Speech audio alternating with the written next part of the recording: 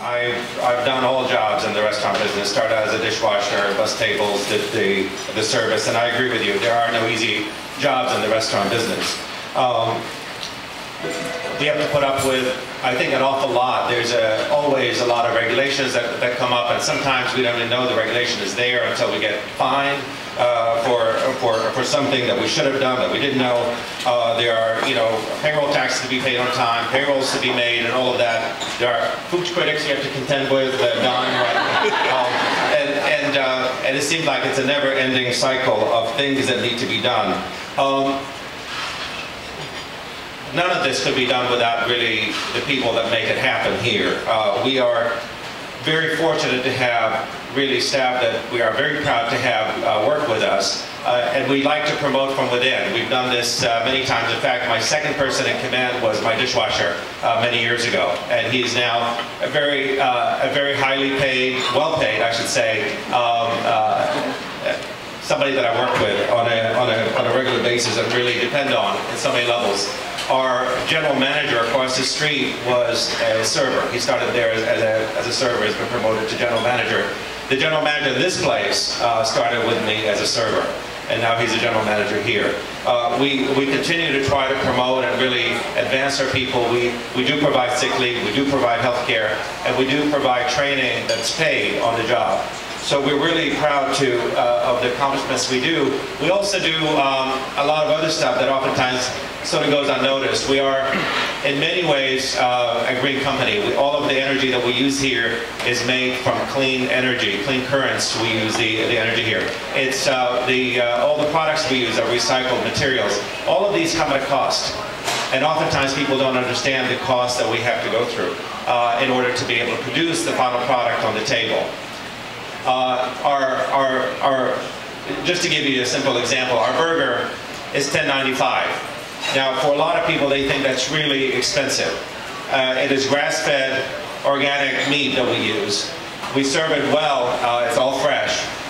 Then we have to provide all of the benefits that go along with that burger. It's not just all profit. So they think, oh, you paid $2 for that burger, you're making $8.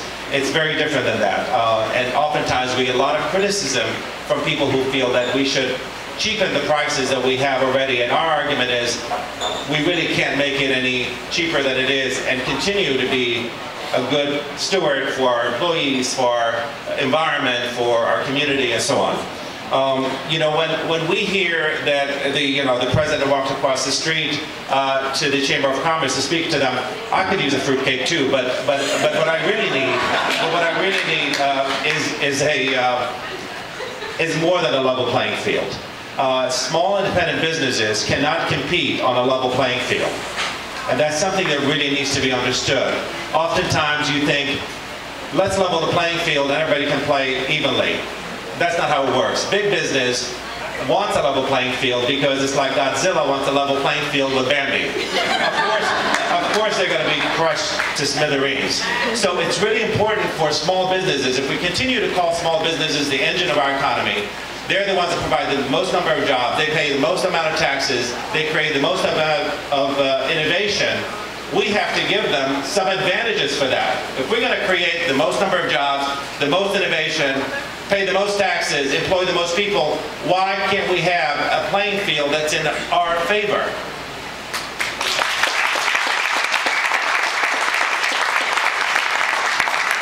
So I would really love to send this message to the president and anybody. When we think of the Chamber of Commerce, most small businesses have no idea what the Chamber of Commerce does. I've never talked to the Chamber of Commerce. Every time that the Chamber of Commerce has been in the news, it's to fight some regulation that I'm always supporting, like the smoking ban in restaurants. I was one of the first to say, let's ban smoking in restaurants. It's unfair to the people that work in restaurants to constantly, especially bartenders, who stand in front of people that constantly puff smoke in their faces.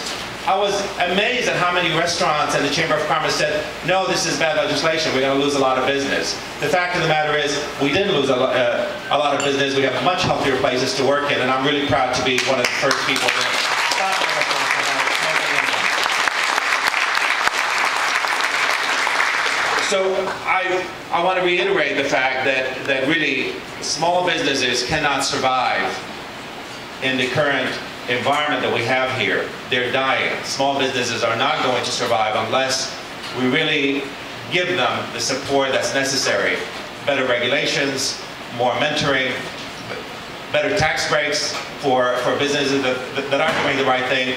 If I'm using clean energy, if I'm using recycled materials, if I'm providing benefits for my workers, why is it that I don't get more advantages through legal channels, through the laws, that I can continue to do the good thing that I do? I don't want to be doing it because it's a nice thing to do. I want it to be able to do it because I have to do it. And I think it's really necessary for us to move in that direction rather than wait for the goodwill of business people to make it happen. Thank you.